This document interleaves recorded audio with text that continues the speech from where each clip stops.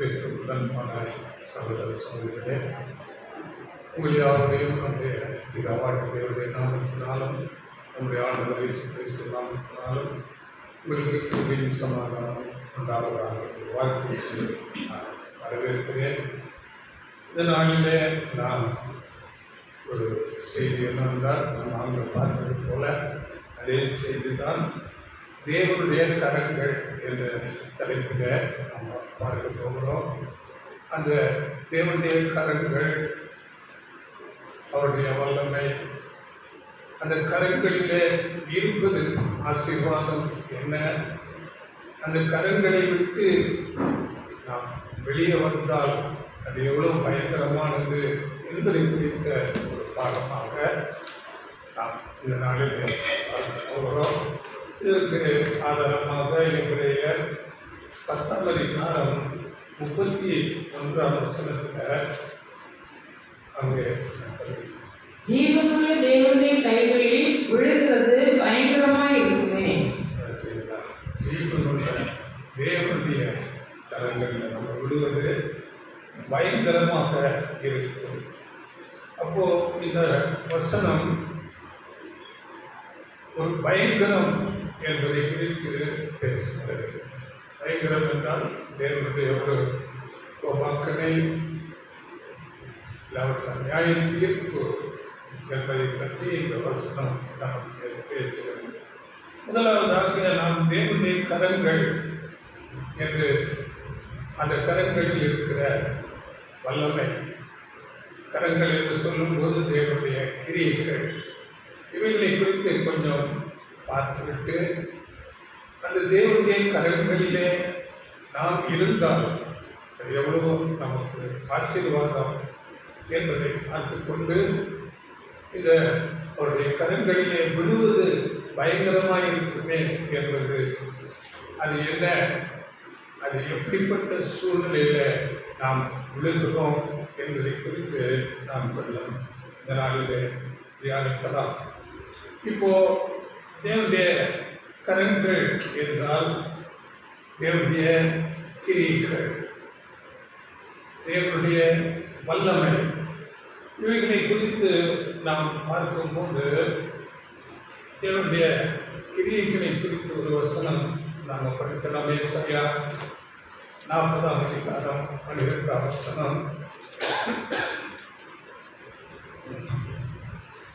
தண்ணீர்களை தனது கைப்பிடியால் அளந்து, வானங்களை ஜானளவாய் பிரமாணித்து, பூமியின் மண்ணை மரக்காலில் அடக்கி, பர்வதங்களை துலாக்கோலாலும் மலைகளை தராசாலும் நிறுத்தவர் யார்? பார்த்தீங்களா, தேவனுடைய கரங்கள் என்று நாம் பார்க்கும்போது அவருடைய கரத்தின் வல்லமை எப்படி இருக்கிறது நாம் அறிந்திருக்கிறோம். முதலாம் உலகம் ஜலப்பிரளயத்தினாலே கழியும் போது இந்த உலகமே தண்ணீரால் நிறைந்தது. எல்லாம் பெரிய மலைகளுக்கு மேலாக தண்ணீர் அங்கே நிரம்பி வந்தது. அந்த தண்ணீரை தேவன் தம்முடைய கைப்பிடிகளிலே அளக்கிறார்.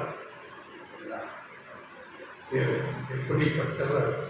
அப்படியே சொல்லும்போது இந்த வானங்களை ஜானளவாய், இல்லை ஜானளவு என்றால் உலகம், தேவனுடைய ஜான், அப்படி அவர் அளக்கிறவர் என்று சொல்லப்பட்டிருக்கிறது. ஜானளவாய் கணித்திட்டவர் என்று வேதம் சொல்லுகிறது. அப்படி என்றால் தேவனுடைய கரங்கள் எவ்வளவு வல்லமையானது! தண்ணீரை அவருடைய கைப்பிடிகளிலே எடுக்கிறார் வல்லமை. அப்படியே நாம் பார்க்கும்போது நாம் இருக்கிற இந்த பூமியை குறித்து யோபு புஸ்தகத்திலே நாம் படிக்கும் போது, யோபு 26ஆம் அதிகாரம் 7ஆம் வசனத்தில் பூமியை அந்தரத்திலே தொங்க வைக்கிறார் என்று அங்கே சொல்லப்படுகிறது. இந்த பூமி காற்றிலே தேவன் தொங்க வைத்திருக்கிறார். தேவனுடைய கரம் இதை எப்படி நாம் அறிந்து கொள்ள முடியும்? இந்த பூமியின் வெயிட் எவ்வளவாக இருக்கும்? நாம் இந்த பூமியில இருக்கிறோம். நாம் ஒவ்வொருவரும் 70-80 கிலோ இருக்கிறோம். இந்த பூமி ஒரு வெயிட் கூட கொடுக்கலாம். இது உண்மையாக புரியாது தெரியாது. 10 டிகிரி வருதுங்க. 65, 88, 24, 2000. இந்த 10 டிஜிட்டு டன். இப்போ இதில் 1000 இருக்குன்னா அது கிலோ கணக்கில். இது உண்மையாக புரியாது தெரியாது. ஞானிகள் கொடுக்குறாரு. இந்த பூமி அவ்வளவு பெரிய வெயிட் காற்றில் மிதந்து கொண்டிருக்கிறது. அப்போ தேவனுடைய வல்லமை எப்படி இருக்கிறது? அப்படியே நாம் பார்க்கும்போது சூரியன் குடும்பம் நாம் இருக்கிறோம். நாம் பால்வழி மண்டலம் என்று சொல்லக்கூடிய அதில் சூரிய குடும்பத்தில் அதனுடைய கோள்கள் வியாழன், புதன், வெள்ளி, அதுக்கு கூட சூரியன், இப்படிப்பட்ட அநேக கோள்கள் இந்த சூரியனை சுற்றி வருகிறது. இந்த சூரியன் கூட எவ்வளவு பெருசு என்று நாம் பார்க்கும்போது இந்த பூமி இருக்கிற இந்த பூமியில 3 லட்சம் பூமியை அந்த சூரியனில் வைக்கலாங்கிறாங்க. எவ்வளவு பெருசு சூரியன்! இந்த சூரியன் ஒரு நட்சத்திரம் என்று சொல்கிறார். இப்படிப்பட்ட அநேக கோடிக்கணக்கான நட்சத்திரங்கள் இந்த வானத்தில் ஒரு கேலக்சி, பால்வெளி மண்டலம் என்று சொல்லப்படுகிற அந்த கேலக்சியில் 100 கோடி நட்சத்திரங்கள் இருப்பதாக விஞ்ஞானிகள் சொல்லியிருக்காங்க. இது எப்படி என்று தெரியாது. இப்படி தேவனுடைய கரம் நம்முடைய ஞானத்துக்கு தாழ்வாக அப்படியே இந்த கேலக்சி என்று நாம் பார்க்கும்போது எவ்வளவு கேலக்சி இருக்கிறது என்றால் 15,000 கோடி கேலக்சி என்ற பால்வழி மண்டலம் என்று சொல்லக்கூடிய அது போன்ற அறிவுள்ள பெரிய 15,000 கோடி கேலக்சி இருக்கிறது. அப்போ அவைகளெல்லாம் வானங்கள் என்று அழைக்கிறது. அந்த வானத்தை எப்படி அளக்கிறார் தேவன்? ஜான் அளவாய். அப்படியே நாம் இந்த சூரியனை பார்க்கும்போது சூரியனை சுற்றி கிரகங்கள் அந்த கோள்கள் சுற்றி வருகின்றன. வியாழன், புதன், வெள்ளி, அந்த பூமி எல்லாம் தன்னைத்தான் எப்படி சுற்றி கொண்டு சூரியனையும் சுற்றி வருகிறது. இப்போ இந்த பூமியும் அந்தரத்தில் இருக்கிறது. சூரியன், எல்லா கோள்கள் எல்லாம் அங்கே சுற்றி கொண்டே இருக்கிறது. இது எப்படி ஒரே நேர்கோட்டில் சுற்றி கொண்டே இருக்கிறது? இதை குறித்து எப்படியாவது யோசிச்சிருக்கிறீர்களா? இந்த பூமியை நமக்கு தெரியும் ஒரு ஈர்ப்பு விசை இருக்கிறது. பூமியில எதை நாம் மேலே தூக்கி போட்டாலும் அடைக்கல. அப்படியே இந்த கோள்கள், இந்த சூரியனை சுற்றி வருகிற அந்த கோள்கள், சூரியன், பூமி எல்லாவற்றுக்கும் ஒரு ஈர்ப்பு விசை இருக்கிறது. ஆமாம், அதை குறித்து என்ன சொல்லுகிறார் என்றால் அதாவது இயக்க விசை என்று சொல்லுகிறார்கள். அந்த ஈர்ப்பு விசை எல்லாவற்றுக்கும், சூரியனுக்கு, அதை சுற்றி வருகிற எல்லா கோள்கள், பூமி எல்லாவற்றுக்கும் அந்த இயக்க விசையை ஈக்குவலாக வைத்திருக்கிறார். இதில் ஒன்று ஈர்ப்பு விசை அதிகமாகவோ இல்லாவிட்டால் குறைவாகவோ இருந்திருந்தால் அது ஒன்று மோதிப்போம். இவையெல்லாம் ஈக்குவலாக வைத்ததுனால தேவன் அந்த அவையெல்லாம் ஒரே நேர்கோட்டில் அப்படியே சுற்றி கொண்டு இருக்கும்படியாக கொண்டு ஒரு மோதாமல் இருக்கும்படி தேவ ஞானம் வல்லமையில் சூரியனை குறித்து நாம் படிக்கும் போது சங்கீதம் 19:4-5 அங்கே அது தன் பாதையிலே அது ஓடிக்கொண்டிருக்கிறது என்று நாம் படிக்கிறோம். சூரியன் ஒரு நிலையாக இல்லை, அது தன் பாதையிலே ஓடிக்கொண்டே இருக்கிறது. மற்ற கோள்கள் ஓடுகிறது, அப்படியே எல்லா கேலக்சி கூட அதன் பாதையில் ஓடிக்கொண்டே இருக்கிறது. தேவனுடைய கரங்கள் இது யாராவது மனுஷர்கள் செய்ய முடியுமா? தேவனுடைய கரம், தேவனுடைய வல்லமை. அப்போ நாம் பார்க்கும்போது தேவன் இப்படியாக இந்த பூமி, வானம், சூரியன், சந்திரன், நட்சத்திரங்கள் எல்லாவற்றையும் சிருஷ்டித்து அவர் இயக்கிக் கொண்டே இருக்கிறார். வேதத்தில் நாம் படிக்கும் போது சங்கீதம் 115:15 வானங்கள் கர்த்தருடையவைகள் என்று வேதம் சொல்கிறது.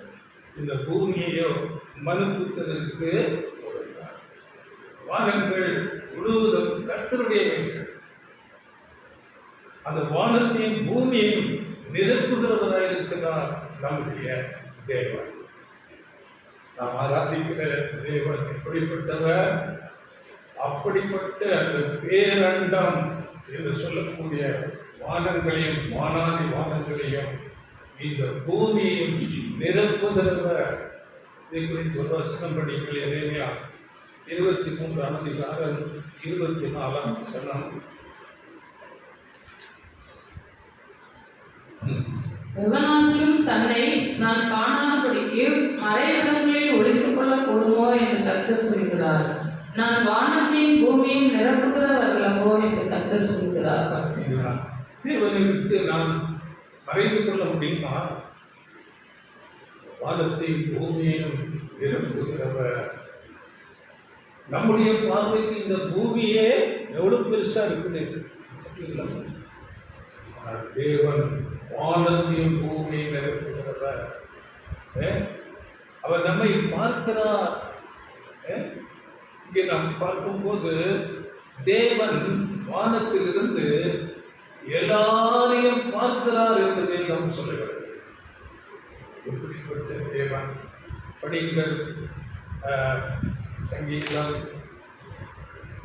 11:4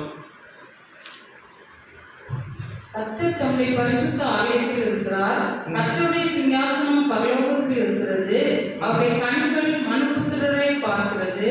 அவருடைய இமைகள் அவர்களை சோதித்தருகிறது. கர்த்தர் மனுபுத்திரரை காண்கிறார். தம்பி, நம்ம ஊருக்கு பார்க்கிறார். நாம் அற்பமாக நாம் நினைக்கிறோம். இங்கே சில பேர் இருக்கிறவங்க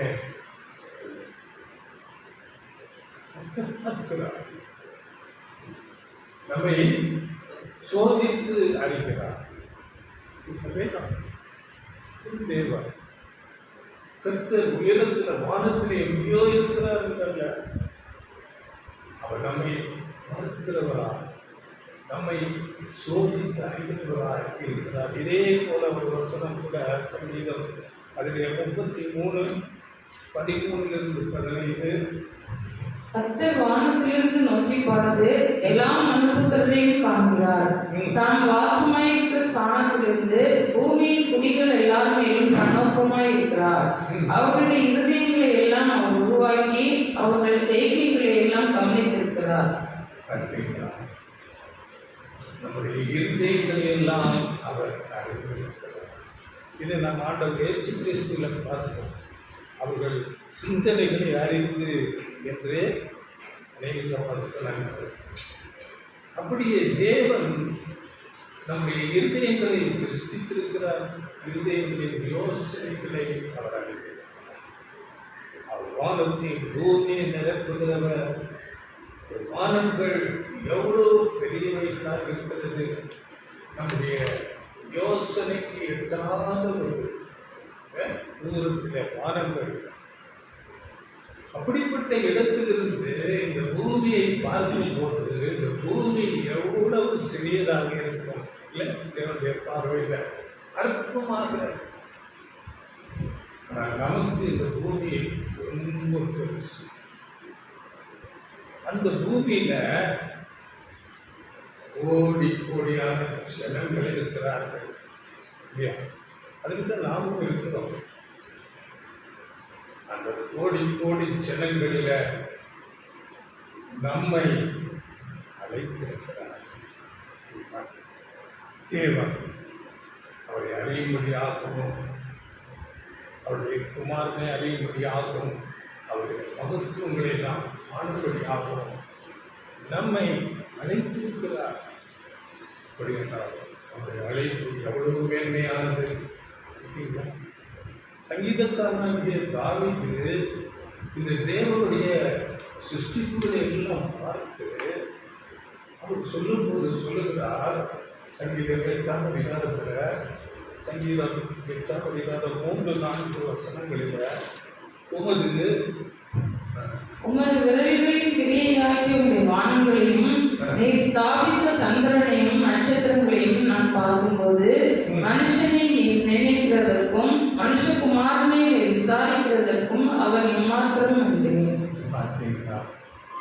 அவர் பார்க்கிறார் இந்த பூமியை, எல்லா சூரிய சந்திர நட்சத்திரம் எல்லாத்தையும் அவர் சங்கீதக்காரன் அறிந்திருக்கிறார், அறிந்திருக்கிறார், உணர்ந்து கொண்டு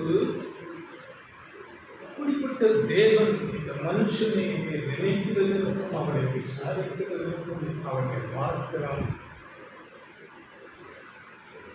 அப்படிப்பட்ட நாம் நமக்குள்ளே அநேக கோபங்கள், வாக்குவாதங்கள், பிரிவினைகள், இப்படியெல்லாம் நமக்குள்ள பொறாமைகள், எரிச்சல்கள், இவைகளெல்லாம் நிறைந்து நாம் காணப்படுவோம். ஆனால் தேவன் தம்முடைய நேசகுமாரனை நம்மேல் அன்பு கொண்டு அவருடைய நேசகுமாரனை நமக்காக பூமிக்கு அனுப்பி அவர் மூலமாக ஒரு மகா மேன்மையான ஆசீர்வாதத்துக்கு நம்மை அழைத்திருக்கிறார்.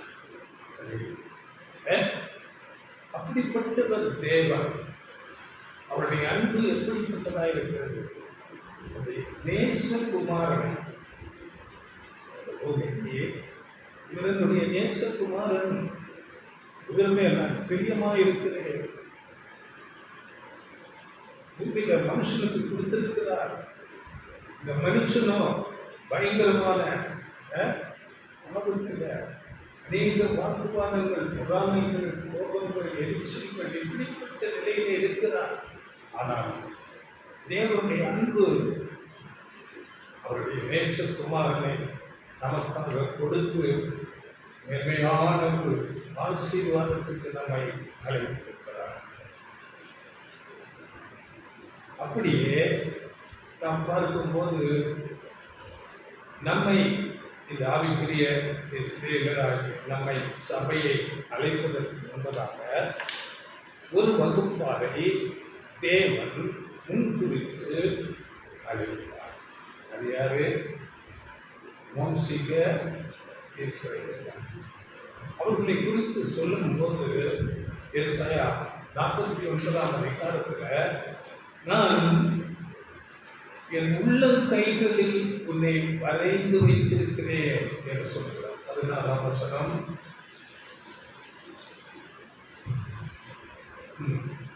இதோ என் உள்ளங்கைகளில் உன்னை வரைந்திருக்கிறேன், உன் மதில்கள் எப்போதும் என் முன் இருக்கிறது. பார்த்தீங்களா? அந்த மோசிக இஸ்ரேலை குறித்த இந்த வார்த்தை எவ்வளவு பெரிய தேவன் சொல்கிறார். உன்னை நான் என் உள்ளங்கையிலே வரைந்து வைத்திருக்கிறேன். உள்ளங்கையில் வரைந்து வைத்திருக்கிறேன் என்று ஒரு ஒரு கல்வெட்டில் அப்படியே அது அறியாதபடி செதுக்கி வைத்தது போல இல்லையா? தேவன் அவருடைய கரத்தில் அந்த மௌசிகை இஸ்ரேலரை வரைந்து வைத்திருக்கிறாராம். அப்படிப்பட்ட அந்த இஸ்ரேலரை நமக்கு தெரியும். ஹிட்லர் என்ன சொன்னாரு? யூதர்கள் இந்த பூமியில் இல்லாதபடி நான் அவர்களை அழித்து போடுவேன். அழித்தா சில பேரை அழித்தார். ஆனால் இன்றைக்கும் அந்த யூதர்கள் மாம்சீக இஸ்ரேலர்கள் இருக்கிறார்கள். நான் இல்லாமல் பூமியில இல்லாதபடி அழித்து போடுவேன் என்று சொன்ன அந்த ஹிட்லர் இன்றைக்கு அப்படியே இன்றைக்கு கூட அநேக இஸ்ரேல் தேசத்துக்கு விரோதமாக விரும்புகிறார்கள். அநேக ஸ்டேட்மெண்ட் இப்படித்தான் விடப்பட்டது. பூமியில் இல்லாதபடி நாங்கள் அவர்களை அழித்து கொடுப்போம் இல்லையா? குறிப்பாக பார்க்கும்போது ஈரான் அவர்கள் ஒரு சில தீவிரவாத குழுக்களை வைத்துக் கொண்டு அரபு நாடுகளை எல்லாம் வைத்துக் கொண்டு இஸ்ரேலை நாங்கள் முழுமையாக இல்லாமல் அழித்து விடுவோம். ஆனால் வேதம் சொல்லுகிறது, நான் அவர்களை என் உள்ளத்திலே அழிக்க முடியுமா?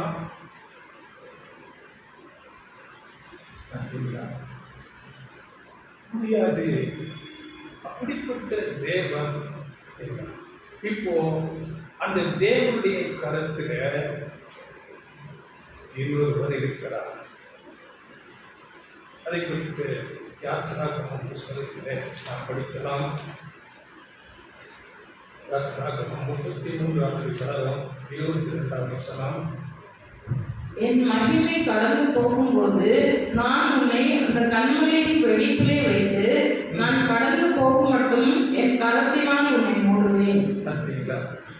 அப்ப தேவனுடைய கருத்தில் ஒரு கண்மலை இருக்கிறதாம். அந்த கண்மலையின் வெடிப்பிலே நீ நின்று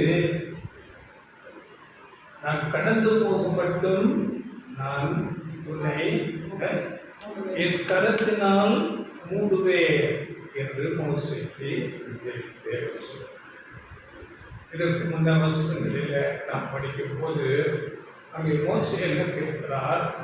தேவனே, நான் உன்னுடைய மகிமை பார்க்கணும் அப்படி என்று கேட்கிறார். அப்படி கேட்கும் போதுதான் இந்த வார்த்தை சொல்லப்படுகிறது.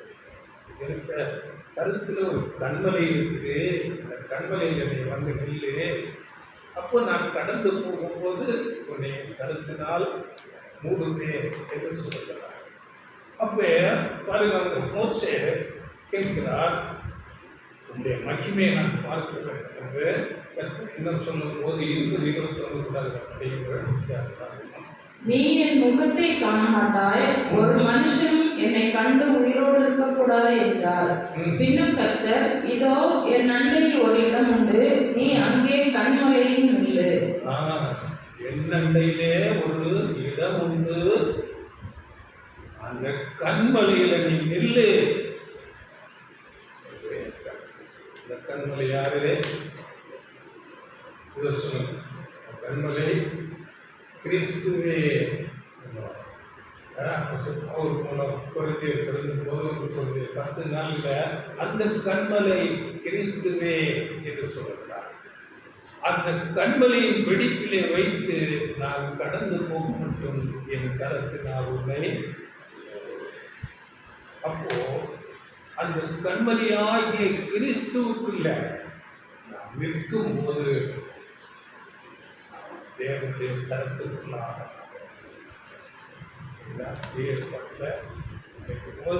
சொன்னது நமக்கு. அவர் கருத்தில் ஒரு கண்மலை இருக்கிறது, அந்த கண்மலை கிறிஸ்துவே. அந்த கண்மலை தான் அன்றைக்கு அந்த மாம்சீக இஸ்ரேலரை எகிப்தாகி அந்த அடிமைத்தனத்திலிருந்து விடுவித்து பாலும் தேனும் கொடுக்கிற கானானுக்கு அழைத்து சென்றது. அவர்களோடு கூட சென்றார் அந்த கண்ணன். இன்றைக்கு நம்மையும் இந்த உலகம் ஆகிய எகிப்திலிருந்து, எகிப்தின் பாவ அடிமைத்தனத்திலிருந்து விடுவித்து பரமகானானுக்கு நம்மை அழைத்து செல்கிறார். அதே கண்ணன் ஆண்டவர் இயேசு கிறிஸ்து நம்மையும் அழைத்து செல்கிறார். அப்படி என்றால் அந்த கண்மலைக்குள்ளே நாம் இருக்கும் போது நாம் தேவனுடைய கருத்துக்குள்ளே இருக்கிறோம்.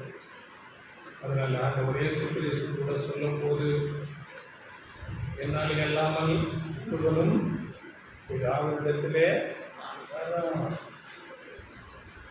கண்மலை கிறிஸ்துவுக்குள்ள நாம் முதலாவது இருக்க வேண்டும். அப்பொழுது நாம் தேவனுடைய கருத்திலே இருப்பது போல, நானே வழி, நானே சத்தியம், நானே ஜீவன் நாம நேரடியாக தேவனுடைய கரங்களுக்குள்ளே போக முடியாது. தேவனுடைய கருத்தில் நாம் வர வேண்டும் என்றால் அந்த கிறிஸ்துவின் கண்மலைக்குள்ளே நாம் வர வேண்டும். அது எப்படி வர முடியும் என்று நாம் பார்க்கும்போது வசனம் படிக்கலாம். எபிரேயர் 10ஆம் அதிகாரம் 10ஆம் வசனம். இயேசு கிறிஸ்துவின் சரீரம் ஒரே தரம் பலியிடப்பட்டதினாலே அந்த சித்தத்தின்படி நாம் பரிசுத்தமாக்கப்பட்டிருக்கிறோம். பார்த்தீங்களா? அப்போ நாம் எப்படி ஆண்டவர் இயேசு கிறிஸ்து ஆகிய கண்மலைக்குள்ளே வர முடியும்?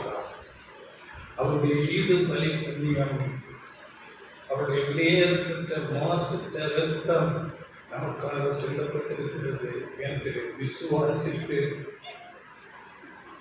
நாம் அந்த திருநத்தத்தால் கழுவப்பட்டவர்களாக நாம் விசுவாசம் வைக்கும் போது அந்த கண்மலையாக கிறிஸ்துவுக்குள்ளே வருகிறோம். அந்த கிறிஸ்துவுக்குள்ளே வரும்போது அந்த இரத்தத்தினால் கழுவப்பட்டு வருகிறோம். அப்பொழுது தேவன் நம்மை எப்படி பார்க்கிறார் என்றால், நம்மை நீதிமானாக இயேசு கிறிஸ்துவின் அந்த ஈடு பலி புண்ணியம் அவருடைய திருநத்தத்தினால் கழுவப்படும் போது அவருடைய நீதி நமக்கு கொடுக்கப்பட்டு நாம் நீதிமானாக தேவன் பார்க்கிறார். ஆனால் நாம் நிஜமாக நீதிமான் ஆகியிருக்கிறோமா என்றால் இல்லை. தேவன் அப்படி எண்ணுகிறார். நாம் நீதிமான் என்று நம்மை தேவன் பார்க்கிறார். ஏனென்றால் விசுவாசம், அவருடைய நேசகுமாரனுடைய அந்த ஈடு பலி புண்ணியத்தை நாம் விசுவாசிக்கிறோம். அதனால் நம்மை நீதிமானாக பார்க்கிறார். அதன் பிறகு நாம் ஒவ்வொரு நாளும் நாம் நீதிமானாக மாற வேண்டும். அந்த நாட்கள் அந்த இதில் கூட பார்த்தோம், சர்வாயுதவர்கள் ஆண்டவர் இயேசு கிறிஸ்துவின் நீதி நமக்கு கொடுக்கப்படுகிறது. அதன் பிறகு நாம் நீதிமானாக மாற வேண்டும். ஒவ்வொரு நாளும் அதை குறித்து அநேக வசனங்கள் இருக்கிறது.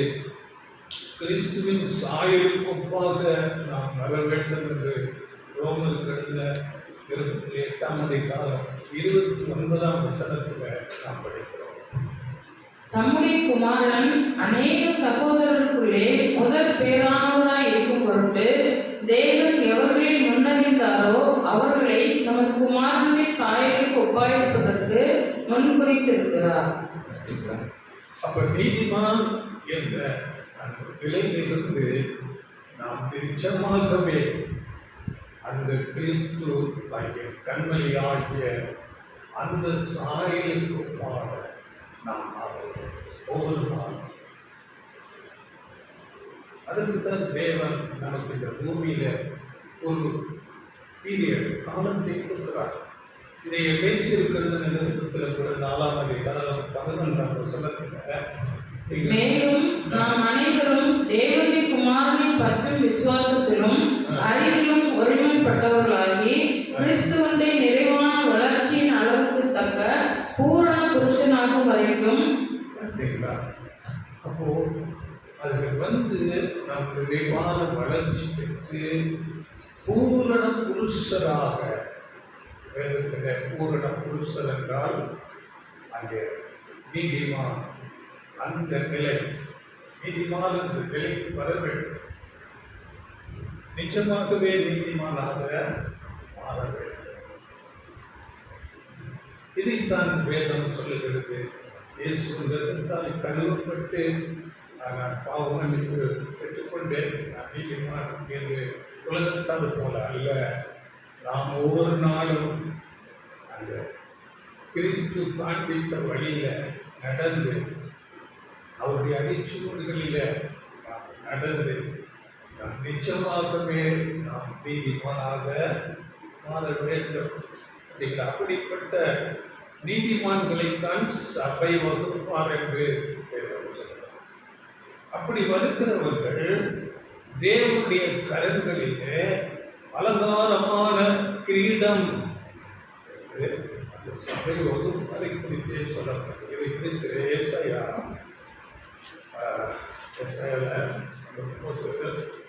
அலங்காரமான கிரீடம் என்று சொல்கிறார். ஏசாயா 62:3. நீ கர்த்தருடைய கையில் அலங்காரமான கிரீடமும் உன் தேவனுடைய கரத்தில் ராஜ முடியுமாய் இருப்பாய். அப்படிப்பட்ட நீதிமானாக நாம் பார்க்கும்போது சபை வகுப்பாராக தேவனுடைய கரத்திலே நாம் அலங்காரமான கிரீடமாக மாறுகிறோம். இதை குறித்து அப்போஸ்தலன் பவுல் தன்னை குறித்து பேசும்போது, நான் எனக்கு நீதியின் கிரீடம் கொடுக்கப்பட்டிருக்கிறது, அதை கர்த்தர் அந்நாளிலே எனக்கு தந்தருவார் என்று அவர் நிச்சயமாக பேசுகிறார். அந்த நிச்சயம் எப்படி வந்தது அப்போஸ்தலன் பவுலுக்கு? அவர் அப்படியாக பிரயாசப்பட்டார். அப்படிப்பட்ட ஒரு ஜீவியம் வாழ்ந்தார். ஆண்டவர் இயேசு கிறிஸ்துவுக்காக அநேக பிரயாசங்கள், அநேக அடிகள், சிறைச்சாலைகள், அநேக பிரயாணங்கள், அநேக உபவாசங்கள், இப்படி தன்னை வருத்தி கிறிஸ்து அந்த கண்களுக்காக ஓடினார். அவருடைய வாழ்க்கை அப்படியாக முடிவுக்கு வரும்போதுதான் இந்த வார்த்தை 2 தீமோத்தேயு 4:7-8 அவர் சொல்லுகிறார், நீதியின் கிரீடம் இது முதல் கொண்டு எனக்கு வைக்கப்பட்டிருக்கிறது, எனக்கு மாத்திரமல்ல என்று சொல்லி என்ன சொல்கிறார்? இது முதல் நீதியின் கிரீடம் எனக்காக வைக்கப்பட்டிருக்கிறது, நீதியுள்ள நியாயாதிபதியாகிய கர்த்தர் அந்நாளிலே அதை எனக்கு தந்தருவார், எனக்கு மாத்திரமல்ல அவர் பிரசன்னமாகுதலை விரும்பும் யாவருக்கும் அதை தந்தருவார். யாவருக்கும், எனக்கு மாத்திரமல்ல, அப்படி பிரயாசப்படுகிற, அப்படி வாழ்கிற வாழ்க்கை வாழ்கிற யாவருக்கும் அதை. அப்போ தேவனுடைய கருத்தில் அந்த ஒரு அலங்காரமான கிரீடமாக இருக்குது. எவ்வளவுமே தேவன், எவ்வளவு பெரிய தேவன், வானத்தை பூமியை நிரப்புகிற தேவன், அவனுடைய கருங்களிலே நாம் அந்த ஒரு அலங்காரமான கிரீடமாக இருப்பது எவ்வளவு மேன்மை. அதே எபிரேயர் 10:31 அடுத்து நாம் பார்க்கும்போது, அப்படிப்பட்ட ஜீவனுள்ள தேவனுடைய கரங்களில் விழுகிறது பயங்கரமாயிருக்குமே. இது என்ன? அவருடைய கரங்களில் இருந்தா அங்கே அலங்காரமான கிரீடம். ஆனால் இந்த வசனம் சொல்லுகிறது, ஜீவனுள்ள தேவனுடைய கரங்களில் விழுகிறது பயங்கரமாயிருக்குமே. இந்த விழுகிறது என்றால் என்ன அர்த்தத்தில் பேசப்படுகிறது என்று நாம் பார்க்கும்போது, அதற்கு 3 அர்த்தம் கொடுக்கப்படுகிறது. தேவனுடைய கருத்தை விட்டு வெளியே வந்து விடுவது, இல்லாவிட்டால் தேவனுடைய கருத்தை விட்டு தள்ளப்படுவது, இல்லாவிட்டால் தேவனுடைய கருத்திலே உபயோகம் அற்றதாக. இப்படி 3 அர்த்தம். இதை குறித்து பாருங்கள், தேவனுடைய கருத்திலே விழுவது என்பதை குறித்து பழைய ஏற்பாட்டில் ஒரு நிழல் நமக்கு கொடுக்கப்பட்டது. தேவனுடைய கருத்திலே விழுவது என்றால் என்ன என்று நாம் பார்க்கும்போது 2 சாமுவேல் புஸ்தகத்தை எடுத்துக்கொள்ளுங்கள். 24ஆம் அதிகாரத்தில் அங்கே தாவீது ராஜாவுக்கு ஒரு யோசனை வருகிறது. நான் இந்த ஜனங்களை கணக்கிட வேண்டும். யோசனை அநேக நாள் அது வேண்டாம் என்று சொல்லப்பட்டாலும் அது தாவீது ராஜா அதை செய்கிறார். அது ஜனங்களை கணக்கிடும்படியாக செய்து அந்த வேலையிலே செய்கிறார். இது தேவனுடைய பார்வையிலே அங்கே பாவமாக்கப்பட்டது. அங்கே ஒரு தீர்க்கதரிசி வருகிறார். காத் என்ற ஒரு தீர்க்கதரிசி தாவீதினிடத்திலே வந்து சொல்லுகிறார், தேவன் உமக்கு 3 தண்டனைகளை செய்ய தீர்மானித்திருக்கிறார். இதில் நீ எதை தெரிந்து கொள்ளுகிறீர்? நான் அனுப்பினவருக்கு நான் என்ன உத்தரவு சொல்ல வேண்டும் என்று தீர்க்கதரிசி சொல்ல. அப்பொழுதுதான் அங்கே தாவீது அந்த தவறை உணர்ந்து, நான் தவறு செய்துவிட்டேன், நான் தேவனுடைய பார்வையிலே பாவம் செய்துவிட்டேன் என்று சொல்லி அங்கே அந்த தீர்க்கதரிசி சொல்லுகிறார், உமக்கு 3 தண்டனைகள் தேவன் மூலம் கொடுக்கப்பட்டிருக்கிறது. ஒன்று, 7 வருடங்கள் பஞ்சம், உங்களுடைய தேசத்திலே 7 வருடம் பஞ்சம் வருகிறது. இல்லாவிட்டால் 3 மாதங்கள் சத்துருவினை என தொடர நீ பயந்து புறமுது காட்டி ஓட வேண்டியிருக்கும். இல்லாவிட்டால் 3 நாட்கள் கொள்ளை நோய். இதில் எதை நீ தெரிந்திருக்கிறாய் என்று தேவனுடைய மனுஷன் கேட்கும்போது அங்கே தாவீது தண்டனை உறுதி தேவனால் கொடுக்கப்படுகிறது. அதில் எந்த மாற்றமும் இல்லை. நாம் எந்த தண்டனையை எடுத்துக்கொள்வது என்பதில் தான் பிரச்சனை என்று பார்க்கும்போது அங்கே தாவீது சொல்கிறார். 14ஆம் வசனம் படிங்கள். அப்பொழுது தாவீது காத்தை நோக்கி, கொடிய இடுக்கணில் அகப்பட்டிருக்கிறேன், இப்போது நாம் கர்த்தருடைய கையில் விழுவோமாக. அவருடைய இரக்கங்கள் மகா பெரியது, மனுஷர் கையில் விழாவிருப்பேனாக. கரங்களில் நான் கர்த்தர் கரங்களில் விழுவேனாக. அப்போ ஒரு தீர்ப்பு அதை அடையாளப்படுகிறது. கர்த்தருடைய கரங்களில் விழுவது என்பது தீர்ப்பு, தேவனுடைய தீர்ப்பு பயங்கரமாக இருக்கும். அப்படியே அங்கே ஒரு தீர்ப்பு வந்துவிட்டது. தாவீது செய்த பாவத்துக்கு 3 நாள் கொலை. எவ்வளவு பேர் மரித்தார்கள் தெரியுமா? 70,000 பேர் கொலை. தேவனுடைய கரங்களிலே விடுவது பயங்கரமாயிருக்கிறது. இப்படி பாருங்கள், தேவனுடைய கருத்திலே விடுவது என்றால் அதுக்கு நியாய தீர்ப்பை அடையாளப்படுத்துவதாக இருக்கிறது. அந்த மாதிரி ஒரு நியாய தீர்ப்புக்குள்ளாக தேவனுடைய கரங்களில் எழுதப்பட்ட ஜனமாகிய இஸ்ரேல் ஜனங்கள் வந்தார்கள். ஏனென்றால் அவர்களுக்கும் அநேக தீர்க்கதரிசிகளை அனுப்பினார். கடைசியாக தம்முடைய குமாரனையை அவர்களிடத்தில் அனுப்பினார். அவர்களுக்கு தெரியும் மேசியா ஒருவர் வருகிறார் என்று. அந்த மேசியாவாக அந்த இயேசு கிறிஸ்து வருகிறார். அவர்கள் ஏற்றுக்கொள்ள அநேக காலங்கள் ஒரு பீரியட் கொடுக்கிறார். ஒரு யூத யுகம் என்று அவர்களுக்கு ஒரு காலப்பகுதியை கொடுக்கிறார். அந்த காலப்பகுதியிலே அவர்கள் தேவனுடைய கீழ்ப்படிதலுக்குள்ளாக வந்தாக வேண்டும். இல்லாவிட்டால் அவர்களுக்கு பெரிய தீர்ப்பு வந்துவிடும். அப்படியே வந்தது. ஆண்டவர் இயேசு கிறிஸ்து மேசியாவாக வந்தார். அநேக தீர்க்க தரிசனங்கள் அவர்களை நிறைவேறுகிறது. அவர்கள் வைத்திருந்த வேதத்திலே எழுதப்பட்டவைகள் அப்படியே வார்த்தைக்கு வார்த்தை வார்த்தை அப்படியே நிறைவேறிக் கொண்டிருக்கிறது. இவைகளெல்லாம் அவர்கள் பார்க்கிறார்கள்.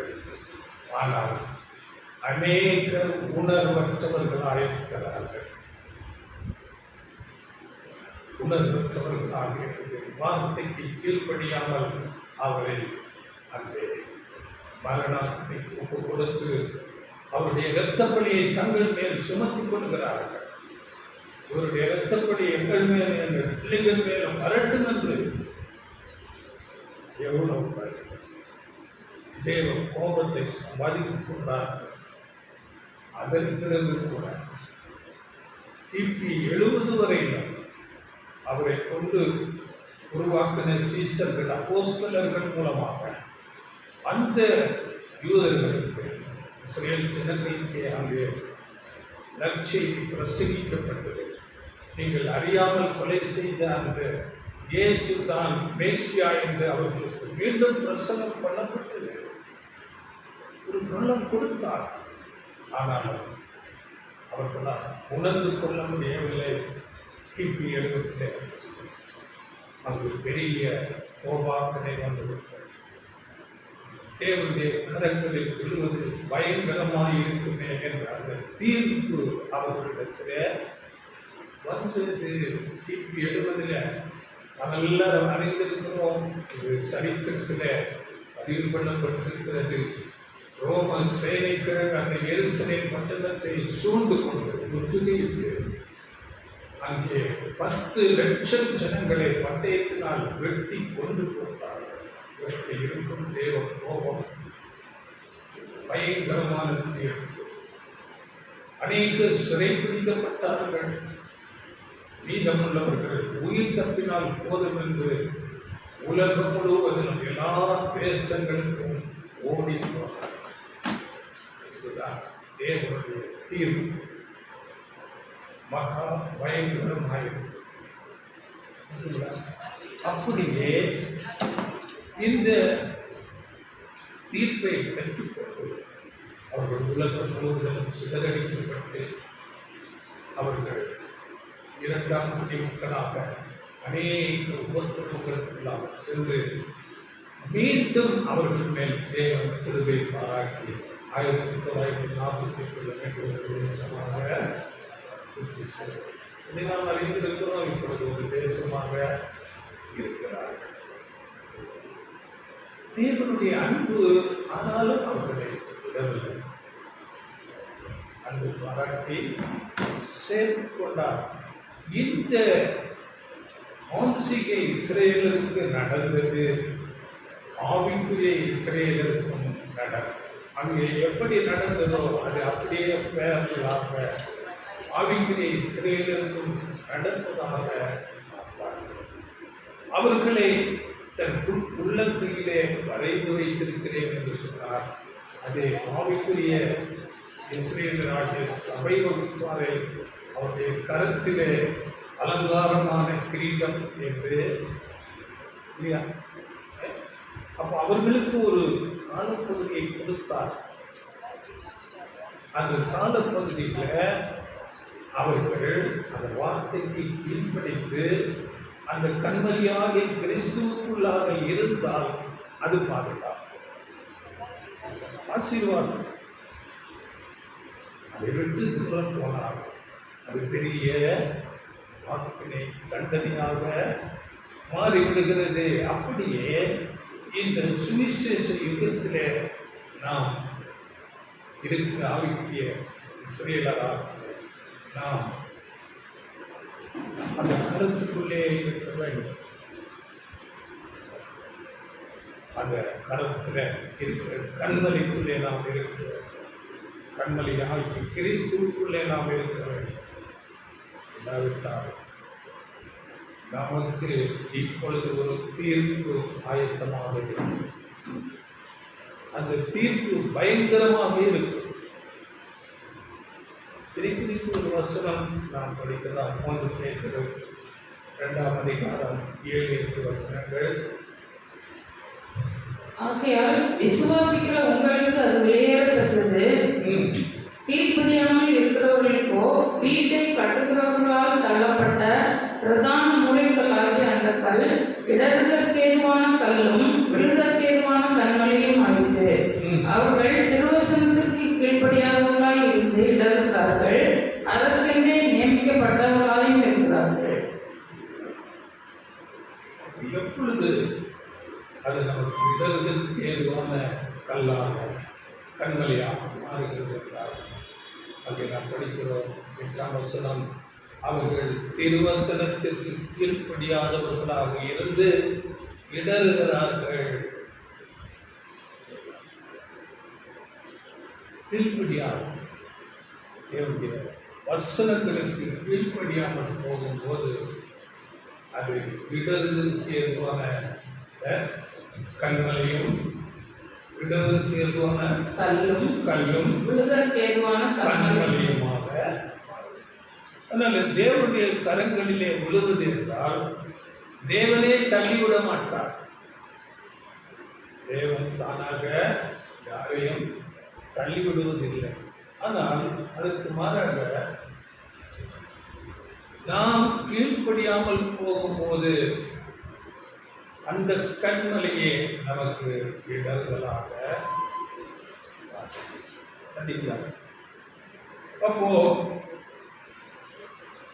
அங்கே இஸ்ரேலுக்கு நடந்தது, நாம் கீழ்ப்படியாமல் போகும்போது அது நமக்கு நடக்கிறதாக இருக்கிறது. இப்போ நாம் நம்மை குறித்து பார்க்கலாம். நாம் எல்லா வசனத்துக்கும் கீழ்ப்படுகிறோமா என்றால் நிச்சயமாக அநேக நேரங்களில் தவறுகிறோம். ஏனென்றால் நாம் பாவ உலகத்தில் இருக்கிறோம், பாவ சரீரத்தில் இருக்கிறோம். யாக்கோபு நிருபத்தில் எழுதும் போது யாக்கோபு 3:2 எழுதுகிறார், நாம் அநேக விஷயங்களிலே தவறுகிறோம் என்று அவர் எழுதுகிறார். நிச்சயமாக நாம் அநேக காரியங்களிலே தவறுகிறோம். அப்படியே 1 யோவான் 1ஆம் அதிகாரம் 8-9 வசனங்களிலே நாம் படிக்கும் போது நமக்கு கிடைக்கும். நமக்கு பாவமில்லை என்போம் ஆகும், ஆனால் நம்மை நாமே வஞ்சிக்கிறவர்களாய் இருப்போம், சத்தியம் நமக்குள் இராது.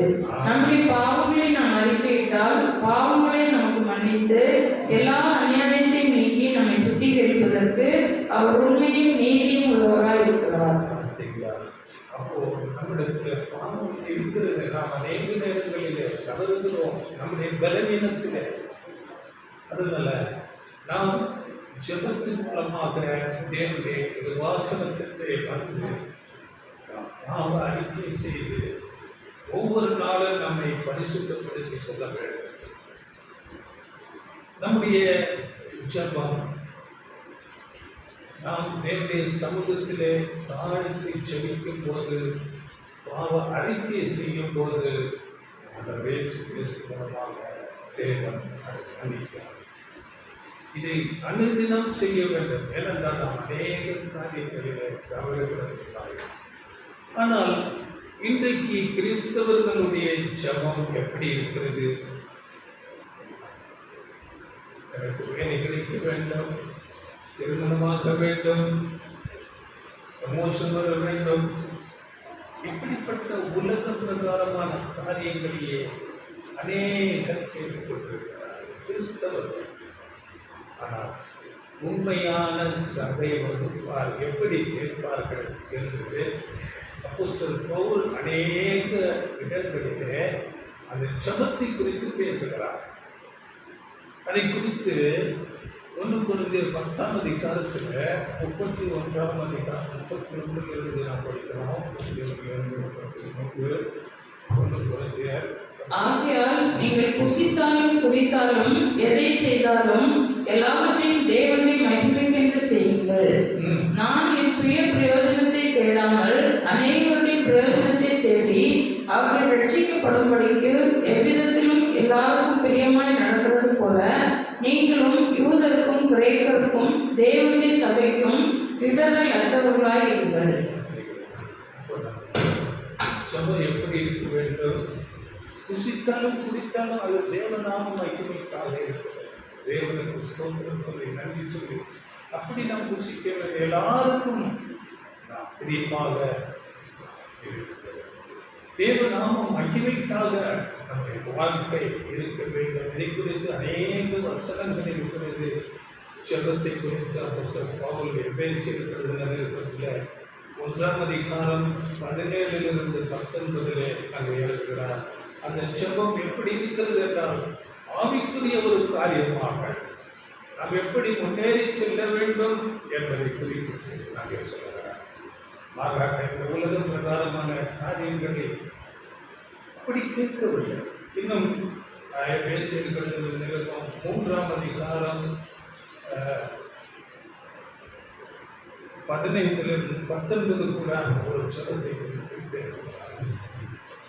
நம்மை கர்த்தராய் இருக்கிற இயேசு கிறிஸ்துவின் பிதாவை நோக்கி முழங்கால் படியிட்டு நீங்கள் அவருடைய ஆவியினாலே உள்ளான மனுஷரில் வல்லமையாய் பலப்படவும். அவருடைய ஆவியினாலே உள்ளான மனுஷனில் நாம் பலப்பட வேண்டும்.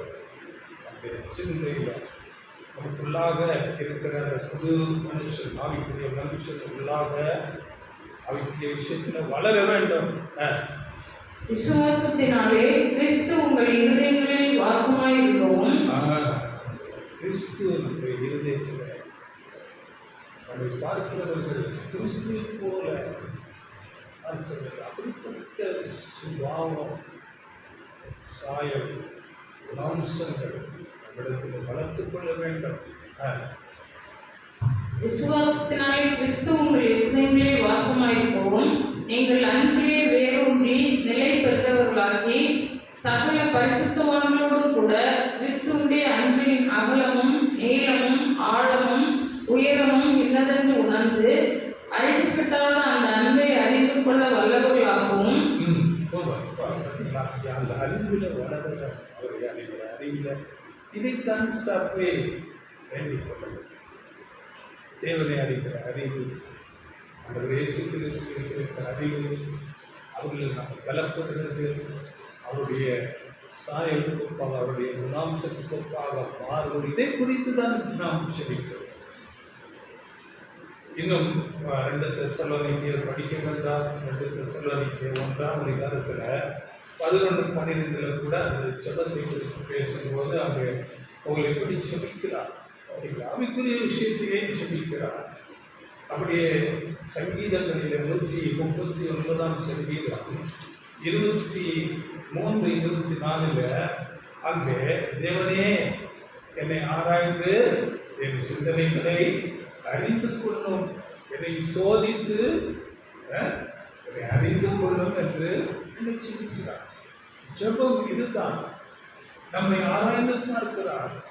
என்னிடத்திலே குறைவுள்ளா தேவனே பார்த்து அதை வெளிப்படுத்தி அதை விட்டு விலக உதவி செய்யுங்கள். வேதனை உண்டாக்கும்படி என்னிடத்தில் உண்டோ என்று பார்த்து என்னை பரிசுத்தப்படுத்துங்கள். நீதியில் நடக்க உதவி செய்யுங்கள். இதுதான் ஜெபமாக இருக்க வேண்டும்.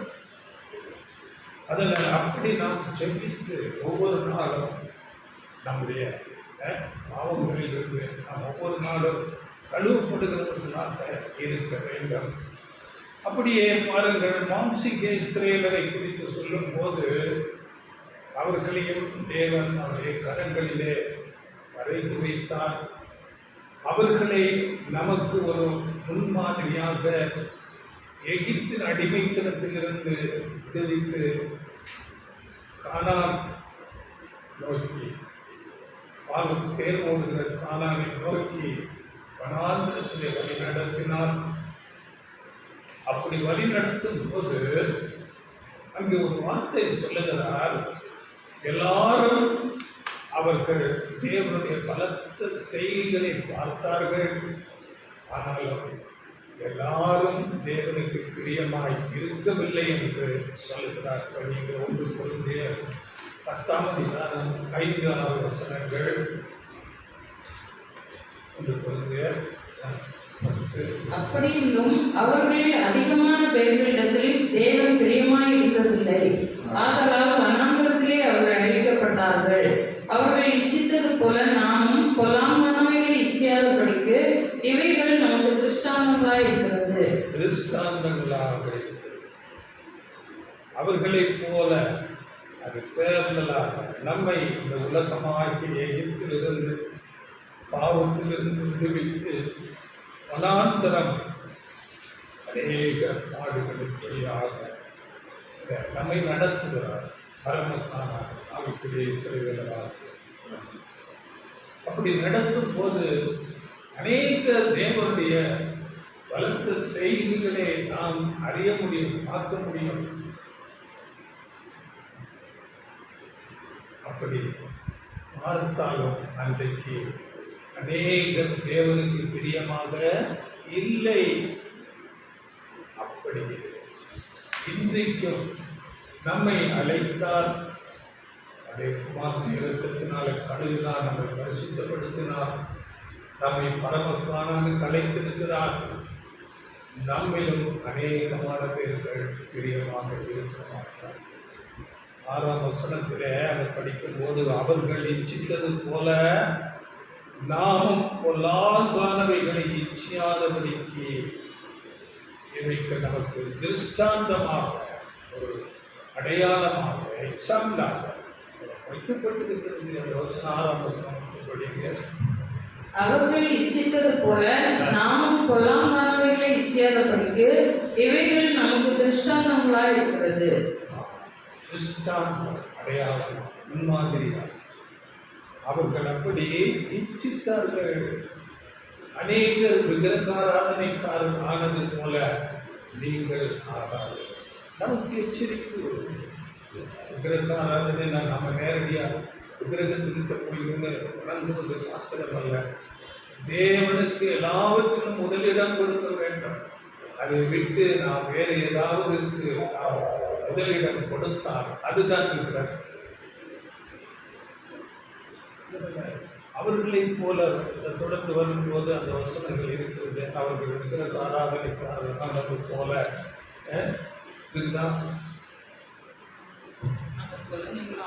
ஆகாது. அப்படியே நம்மை பற்றி அவைக்குரிய இஸ்ரவேலர்களை பற்றி ஒரு வசனம் எபிரேயர்கள் அழகாக சொல்லப்பட்டது. 10ஆம் அதிகாரம் 26ஆம் வசனம். இது நம்மை குறித்தே சொல்லப்பட்டிருக்கு. அவைக்குரிய இஸ்ரவேலராகிய நம்மை குறித்து சொல்லப்படுகிறது. சத்தியத்தை அறியும் அறிவை அடைந்த பின்பு நாம் மனப்பூர்வமாய் பாவம் செய்கிறவர்களாய் இருந்தால் பாவங்களின் நிமித்தம் செலுத்தத்தக்க வேறொரு பலி இனி இராமல்.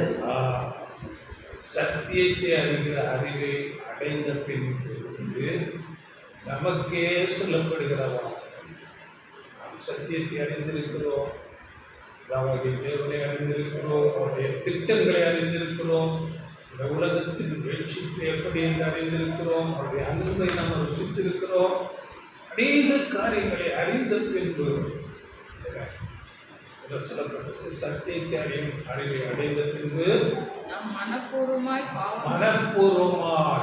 நாம் பாவத்துக்குள்ளே போனால் பாவங்களின் நிமித்தம் செலுத்தத்தக்க வேறொரு பலி இல்லை. அப்போ நாம் இந்த சத்தியத்தை அறிந்து கொள்ளும் போது எவ்வளவு ஒரு வாஞ்சியாக அதை நாம் கற்றுக்கொள்கிறோம். ஆனால் இவை போக போக போக நாம் இந்த பாவ உலகத்திலே வாழும் போது அநேக காரியங்களை நாமும் உலக பிரகாரமான காரியங்களிலே ஈச்சிக்கிற சூழ்நிலையை அநேக சூழ்நிலைகளில் நடக்கும்போது நாம் இந்த தேவனுடைய அன்பை, அவருடைய அவருடைய மகா பெரிய அழைப்பை நாம் கொஞ்சம் கொஞ்சமாக மறந்து அந்த மாம்சீக இஸ்ரவேலரை போல பாவத்துக்கு கீழ்ப்படியாமல் இருக்கிறது.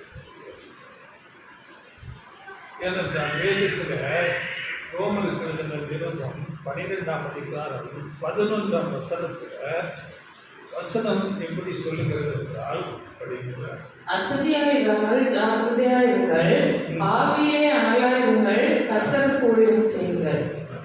ஆவியிலே எப்படி இருக்கணும்? அனலா. ஆவிக்குரிய விஷயத்துல அதிக ஒரு ஜாக்கிரதை. ஆவியிலே அனலாயிருங்கள், அசதியாயிராமல் ஜாக்கிரதையாயிருங்கள், கர்த்தருக்கு ஊழியம் செய்யுங்கள். அப்போ இது நமக்கு ஒரு எச்சரிப்பாக இருக்கிறது. ஏனென்றால் பாவ சரீரத்திலே இருக்கிறோம், பாவ உலகத்திலே இருக்கிறோம். இன்றைக்கு அநேக அட்ராக்ஷன்ஸ் நம்ம இருக்கிறோம், அநேக உலகப்படலாம் காரியங்கள் இருக்கிறதா இருக்கிறது. அதனால நாம் கொஞ்சம் கொஞ்சமாக தேவனுடைய அன்பை மறந்து, தேவனுடைய மகா பெரிய திட்டம், ஆசீர்வாதம், அவருடைய பலத்த கரம், அவருடைய கருத்திலே நாம் அது ஒரு கிரீடமாக இருக்கிறோம் என்பதையெல்லாம் இந்த உலக காரியங்கள் நம்மை மறக்க செய்கிறதாய் இருக்கிறது. அதனால் அதிக ஜாக்கிரதையுடையவர்களாக நாம் இருக்க வேண்டும். அங்கே நாம் படித்தோம், அங்கே பேருந்தில் படிக்கும் போது அவர்கள் திருவசனத்துக்கு கீழ்ப்படியாதவர்களாக இடறுகிறார்கள். அப்பொழுது நாம் தேவனுடைய வார்த்தைக்கு அதிக முக்கியத்துவம் கொடுக்காமல் உலக காரியங்களுக்கு நாம் அதிக முக்கியத்துவம் கொடுக்கும் போது இந்த கண்மலை நமக்கு இடறுதலாக. இதை குறித்து ஆண்டவர் இயேசு கிறிஸ்து மலை பிரசங்கத்திலே இந்த சபை வகுப்பாருக்கு சீசர்களிடத்திலே பேசுகிறார். சீசர்கள் என்றால் சபை வகுப்பார். அவர்களிடத்திலே பேசும்போது, நீங்கள் உலகத்துக்கு ஒப்பாயிருக்கிறீர்கள், அந்த உப்பு உப்பாகவே இருக்க வேண்டும், அது சாரமற்று போனால் அது ஒன்றுக்கும் பிரயோஜனம் இல்லை, வெளியே கொட்டப்படுவதற்கும் மனுஷரால் விதிக்கப்படுவதற்குமே ஆகும் என்று அந்த ஒரு வசனம் 5ஆம் அதிகாரம் 13ஆம் வசனம். நீங்கள் பூமிக்கு உப்பாயிருக்கிறீர்கள், உப்பானது சாரமற்று போனால் எதினால் சாரமாக்கப்படும், வெளியே கொட்டப்படுவதற்கும் மனுஷரால் மிதிக்கப்படுவதற்குமே ஒழிய வேறொன்றுக்கும் உதவாது. இந்த உப்புக்கு சபை வகுப்பாரை ஒப்பிட்டு பேசப்படுகிறது. அப்போ அது சாரமற்று போனால் தேவனுடைய கருத்திலே சபை வகுப்பார் அந்த வசனங்களுக்கு கீழ்ப்படிந்து அந்த கண்மலையாகிய கிறிஸ்துவுக்குள்ளே இல்லாமல் போனால் அது சாரமற்ற நிலை போல, ஒன்றுக்கு பிரயோஜனம் இல்லாத, கொட்டப்படுவதற்கும் மனுஷரால் விதிக்கப்படுவதற்கும் ஆகின்றது. அப்போ அவருடைய கருத்திலே இருந்தால் அது வெளியேறப்பட்டது, மேலான ஆசீர்வாதம், மகிமையான கிரீடம். இதை குறித்து சபை நம்ம குறித்து படித்தோம். ஏசாயா 62:3 படித்தோமா, நீ கர்த்தருடைய அலங்காரமான கிரீடமும் தேவனுடைய கரங்களில் ராஜ முடியும் என்று அது சபையை குறித்து. அப்போ அந்த கண்மொழிக்குள்ள அந்த வசனங்களுக்கு கீழ்ப்படிந்து கிறிஸ்துவுக்குள்ள நாம் இருக்கும்போது மகா பெரிய ஆசீர்வாதம், மகா பெரிய தேவனுடைய கரங்களிலே நாம் கிரீடமாக இருக்கிறோம். இதற்கு ஒரு உதாரணமாக உலக பிரகாரமாக சொல்லும்போது, இந்த உலகத்தில் 10 பெரிய கோடீஸ்வரர்கள் இருக்கிறார்கள். அதே ஒரு மனுஷன் தேவனுடைய கரத்தில் தேவனுக்கு பயந்து அவருடைய கருத்துக்குள்ளே இருக்கிறார். வசனங்களுக்கெல்லாம் பயந்து கீழ்ப்படிந்து நடுங்கி தேவனுடைய கருத்தை அலங்காரமான கடிதமாக இருக்கிறார் என்றார். அந்த 10 கோடீஸ்வரர்களை விட இந்த ஒரு மனுஷன் பெரிய ஆசீர்வாதத்துக்குள்ளே உட்படுகிறார். அதனால இப்படிப்பட்ட பெரிய ஆசீர்வாதத்துக்குள்ள நாம் அழைக்கப்பட்டிருக்கிறோம். ஆனால் அதே சாரணத்து போனால் அது ஒன்றுக்கு உதவாது. மனுஷரால் விதிக்கப்படுவதற்கும் அங்கே வெளியே அதனால சபை வகுப்பார் கிறிஸ்துவை தலையாக கொண்டு அவர் போல ஒவ்வொரு நாளும் வாழ பிரயாசப்பட வேண்டும். வேதத்தில் நாம் படிக்கும் போது அவருடைய அந்த ரட்சிப்பை நீங்கள் பெற்றுக்கொள்ள அதிக பயத்தோடும் நடுக்கத்தோடும் பிரயாசப்படுகிறது. இது எப்படி பிரயாசப்படுவது? ரட்சிப்பு இலவசமாயிட்டே தேவனுடைய கிருபையினாலே ஆண்டவர் இயேசு கிறிஸ்து மூலமாக நாம் ரட்சிக்கப்படுகிறோம். அவருடைய இரத்தத்தால் கழுவப்படுகிறோம். அதனால ரட்சிப்பு இலவசம் ஈவு என்று சொல்லும் போது இந்த வசனம் பிலிப்பியர் 2:12 அதிக பயத்தோடு நடுக்கத்தோடு உங்கள் ரட்சிப்பு நிறைவேற பிரயாசப்படுங்கள் என்று சொல்லப்பட்டிருக்கிறேன். இதன் பொருள் என்ன? இந்த பிரயாசம் என்ன என்று நாம் பார்க்கும்போது மேலான ஆசீர்வாதத்துக்கு போக நாமும் பிரயாசப்பட வேண்டியது அவசியமாக இருக்கிறது. ஏனென்றால் பாருங்கள், நாம் 20 வயசு இல்லை 30 வயசு 40 வயசுல நாம் ஆண்டவர் இயேசு கிறிஸ்துவை ஞானஸ்நானம் எடுத்து நாம் சபைக்குள்ளாக வருகிறோம், சத்தியத்தை கற்றுக்கொள்கிறோம். ஆனால் அதுவரையிலும் நம்முடைய இருதயத்தில் உள்ளான மனுஷன் சப்கான்சியஸ் மைண்ட் என்று சொல்லப்படுகிற இருதயத்தில் அநேக விதமான உலக பிரகாரமான காரியங்கள், ஆசைகள், இச்சைகள் நம்முடைய உள்ளத்தில் மனதில் மனதில் பதிந்திருக்கும். இவைகள் எல்லாம் நீக்கப்பட வேண்டும். நம்முடைய இருதயத்துக்குள்ளாக அநேக வார்த்தை சத்தியங்கள் அங்கே நிரப்பப்பட வேண்டும். அதை குறித்த சங்கீதங்களிலே ஒரு வசனம் சொல்லப்பட்டிருக்கிறது. அதாவது அவருடைய இருதயத்தில் தேவனுடைய வேதம் வார்த்தை இருக்கிறது, அப்பொழுது அவருடைய நடையில் ஒன்றும் பிசகுவதில்லை என்று சொல்லுகிறார். சங்கீதம் 37:31 அவனுடைய தேவன் அருளிய வேதம் அவன் இருதயத்தில் இருக்கிறது, அவன் நடைமுறையில் ஒன்றும் பிசகுவதில்லை. அப்போ அந்த வேத வசனம் சத்தியங்கள் அதிகமாக கேட்டு உணர்ந்து கொண்டு அந்த வார்த்தைகளை நம்முடைய இருதயத்திலே நிரப்ப வேண்டும்.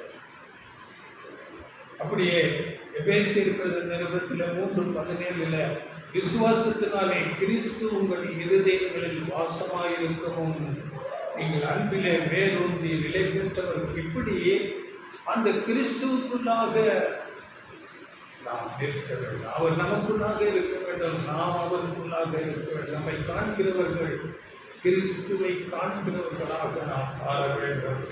ஒவ்வொரு நாளும் இது இல்லாமல் எனக்கு சத்தியம் தெரியும், நான் ஞானஸ்நானம் எடுத்துட்டேன், நான் ரட்சிக்கப்பட்டாயிற்று என்றார்.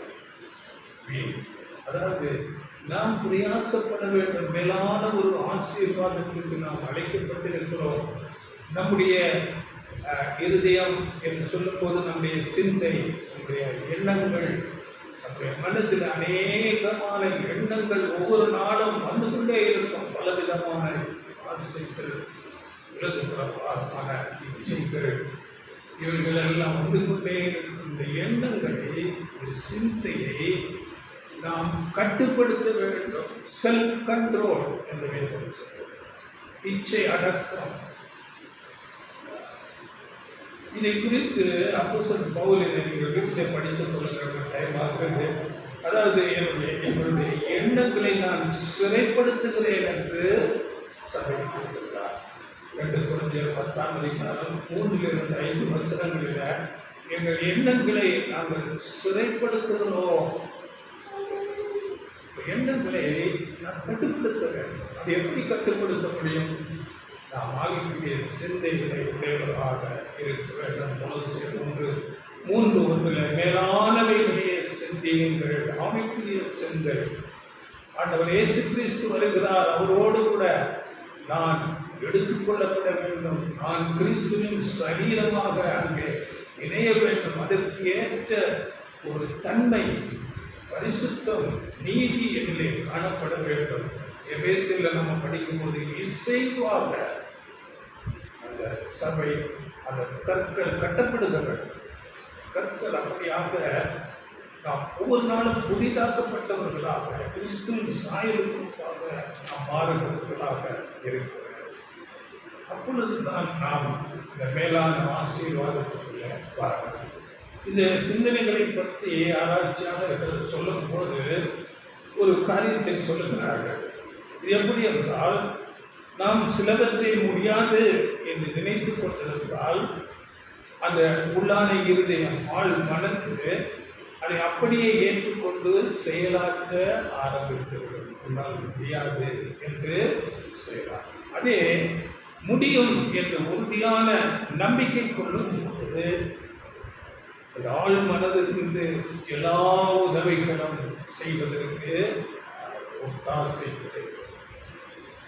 அதனால நாம் இப்படியாக நான் கிறிஸ்துவின் சரீரம், கிறிஸ்து எனக்கு தலையாக இருக்கிறார், அவரை ஆளுகை செய்கிறார் என்று நான் சபை வகுப்பார், நான் மனவாட்டி என்று நம்முடைய மனதிலே நாம் திருப்பி நாம் பேசிக்கொண்டு அப்படியே நாம் வாழ்க்கையை நாம் முன்னேறி செல்ல வேண்டும். சத்திய வசனங்களை அதிகமாக கேட்டு சரியாக வளர வேண்டும்.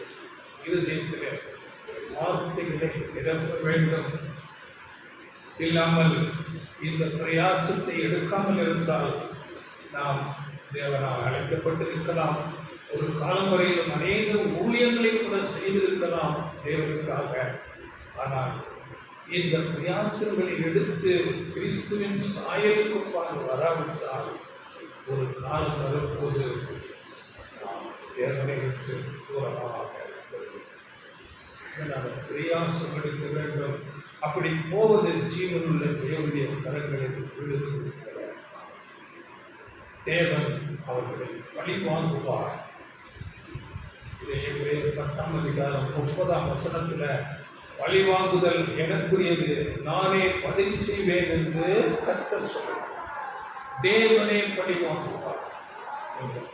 தேவன் யாரை அப்படி பழி வாங்குவார் என்று அதில் 29 வசனம் படியுங்கள். 10:29 தேவனுடைய குமாரனை காலின் கீழ் மிதித்து தன்னை பரிசுத்தம் செய்த உடன்படிக்கையின் இரத்தத்தை அசுத்தம் என்று எண்ணி திரும்பையின் ஆவியை நிந்திக்கிறவன் எவ்வளவு கொடிதான ஆக்கணைக்கு பாத்திரவானாய் இருப்பான் என்பதை தேவனுடைய குமாரனை காலின் கீழ் மிதித்து தன்னை பரிசுத்தம் செய்த அப்போ அப்படிப்பட்ட பாவத்துக்குள்ள போகும்போது இவர்கள் தேவனுடைய காரியத்தை, ஆவிக்குரிய விஷயத்தை, தேவனுடைய அன்பை, அந்த மேலான அழைப்பை எல்லாம் மறந்து விடுகிறார்கள். தேவனுடைய வெளியேறப்பட்ட அந்த இரத்தம் அதை அவர்கள் சாதாரணமாக நினைவு விடுகிறார். வேதம் அதை வெளியேறப்பட்டதாக மாசற்ற இரத்தம் என்று சொல்லப்படும். அதை நாம் மேன்மையாக எண்ண வேண்டும். அதை துச்சமாக எண்ணும் போது அப்படிப்பட்டவர்களை தேவன் பழிவாங்குகிறவராக இருக்கிறார்.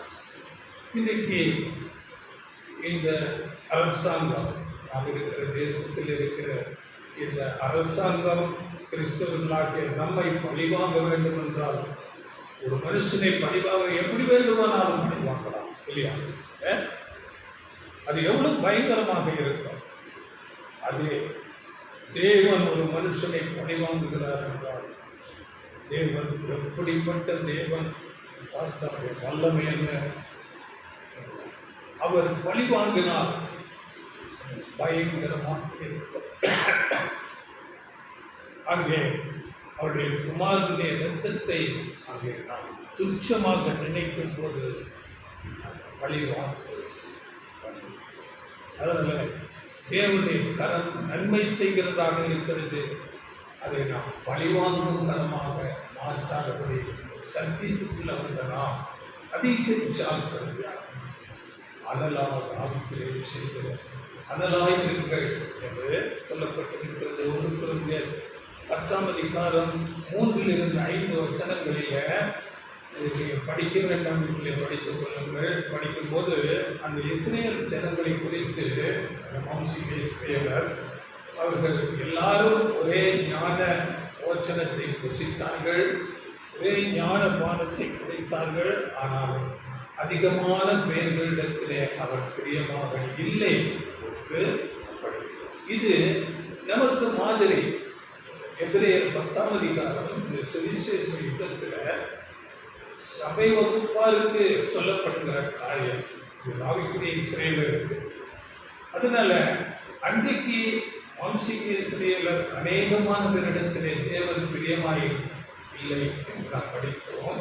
அப்படியே இன்றைக்கு அநேகமான பேரிடத்திலே தேவன் பிரியமாக இல்லை.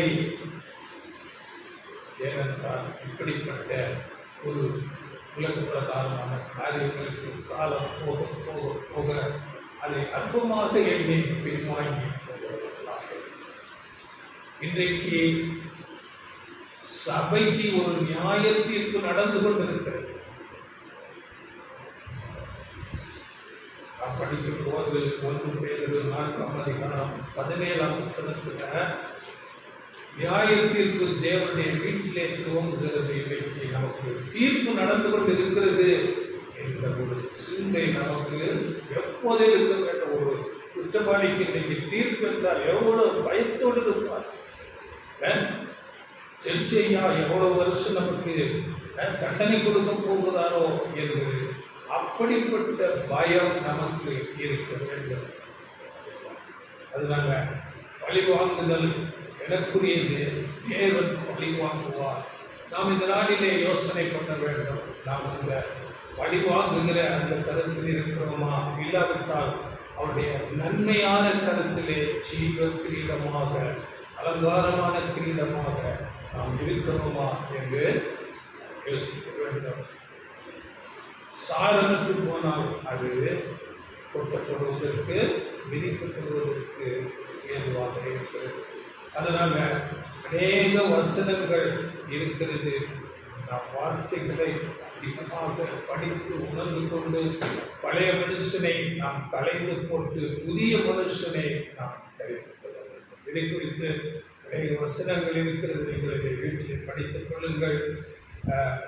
எபேசியர் 4:22-24 அங்கே நாம் பழைய மனுஷனை சிலுவையில் அறைந்து புது மனுஷனை நாம் வெளிப்படுத்த வேண்டும் என்று சொல்லப்பட்டிருக்கிறது. அப்படியே கலாத்தியர் 2:20 கொலோசியர் 3:3-10 வசனங்கள்.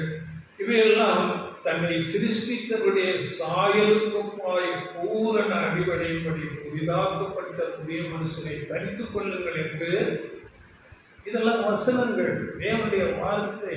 இதை நாம் அப்படியே ஏற்றுக்கொள்ள வேண்டும்.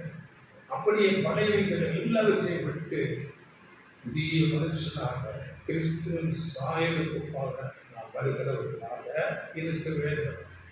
இப்போ இந்த நிலைக்கு நாம் வர வேண்டும். தண்டனை தேவனே நேரடியாக தண்டனை கொடுக்கிறதாக இருக்கிறது. தேவனுடைய கருத்துக்குள்ள நாம் அவருடைய ஆண்டவர் இயேசு கிறிஸ்துவின் இரத்தத்தினாலே கழுவப்பட்டு நாம் வருகிறோம். அப்படி கழுவப்பட்டவர் அந்த சுத்திகரிக்கப்பட்டதை மறந்து,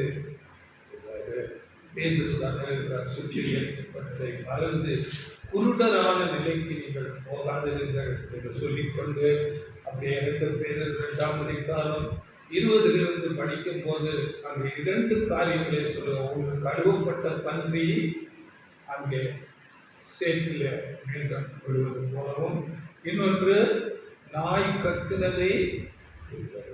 இப்படி இரண்டு காரியங்கள். இப்படிப்பட்ட நிலைக்கு நாம் மீண்டும் உலக பிரகாரமான பாவ காரியத்துக்கு போகாதபடி அதிக ஜாக்கிரதையாக நமக்கு தீர்ப்பு இப்பொழுதே நடந்து கொண்டிருக்கிறது என்று நாம் பயத்தோடு நடக்கத்தோடு பெரிய ஆசீர்வாதத்துக்கு பாத்திரவான்களாக மகாபெரிய தேவனுடைய கரங்களில் அலங்காரமான கிரீடமாக நாம் மாற தேவன் நமக்கு உதவி செய்வாராக.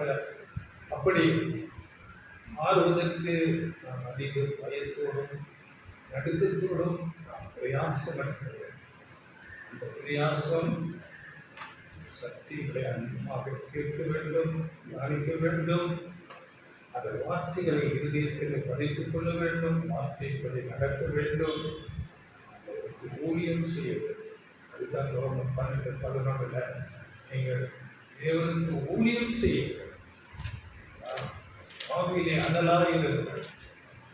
இன்னைக்கு அநேக சபைகள் வெளிப்படுத்தல கூட நம்ம படிக்கும் போது அனலும் இல்லை குளிரும் இல்லை, அப்படிப்பட்ட நிலைக்கு போய்விடுகிறார். அது பயங்கரமாக ஒரு தீர்வுக்குள்ளாக அப்படி போகாமல் பெரிய ஆசீர்வாதத்துக்குள்ள அலங்காரமான கிரீடமாக இருக்க தேவன் நமக்கு உதவி செய்வார். அதிகமாக பிரயாசப்படுங்கள், சத்தியத்தை கேளுங்கள், வார்த்தைகளை அதிகமாக எழுதியத்தில் படித்துக் கொள்ளுங்கள். இந்த உலகமும் அவர் கிரியைகள் எல்லாம் எரிந்து அழிந்து போகும். இருக்கிற பொன், வெள்ளி, நிலம், வீடு, காரு எல்லாம் அழியப் போகிறது, வெகு சீக்கிரம். காலம் அவ்வளவு பக்கத்தில் வந்துவிட்டது. உலகத்தின் முடிவு அந்த வீழ்ச்சி